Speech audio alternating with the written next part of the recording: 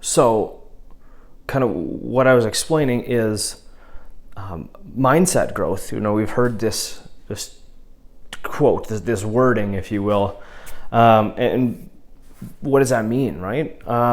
So basically, I'll just run down a rabbit hole for a second with you, and we'll make sense of this as we go. So everyone wants to have, I shouldn't say everyone, I'm generalizing. People say they want, and the ones that say that say they want to have mindset growth, but how do we do that? And truthfully, the reward at the end of the task is actually probably one of the most inefficient ways to motivate yourself. They did a study at Stanford with kids, and they all drew, and they had this class of children who drew, and they pulled out the ones that loved to draw, and they just really genuinely loved to draw. Took them out of this setting and put them in a new setting, let them draw. And then what they did after they drew, then they gave them a gold star. And what they found was, as time went on, the children had less and less motivation to draw because they genuinely liked to draw. They would wait for the gold star and then ultimately just lost interest in drawing and coloring. That's still and actually, let me just segue for a second. How many times do we, especially as parents, actually I've never done it, truthfully, for this reason, is I've never done sticker charts. I've never done that stuff. I have fallen victim to the reward stuff, and then I learned to not do that. So there's time and place, I guess, depending on what you're doing. But let's talk specifically in our adult life. The reward at the end, what it does is it undermines your dopamine, actually, and it actually lowers your baseline of dopamine. So when we have a task, for whatever that is, and we are and we push and we push and we push through the task just to get to the other side, the pot of gold at the end of the rainbow, so to speak. What happens is the next time you go to work, your body will need that reward, and it'll be less likely to do the task or tasks or whatever, working hard, whatever you're doing, and you'll need more motivation, more caffeine, more whatever it is, more the bigger reward, so that you can push through this task.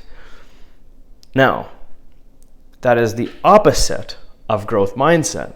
Growth mindset, what you can do is when you're in the hard, when you're at the hardest point, or as you are going through the hard points, when you're at, let's just say this for argument's sake, when you're at the hardest point, telling yourself that it's hard and I know that, but it will get better and my body will be able to produce more dopamine, because through that hard work, what happens in the brain is over time, your body will literally start to spike dopamine out of the accomplishment of pushing past that hard point. So that's just usually when we sometimes we quit, or we get discouraged, or we stop doing the task because we love the task. Let's look at exercise, for example. Some people can exercise and just love the exercise, and some people exercise to get a result, which typically, based on how dopamine works in the body, is just exercising for the result, not for the love of how it might feel, even though it might be uncomfortable.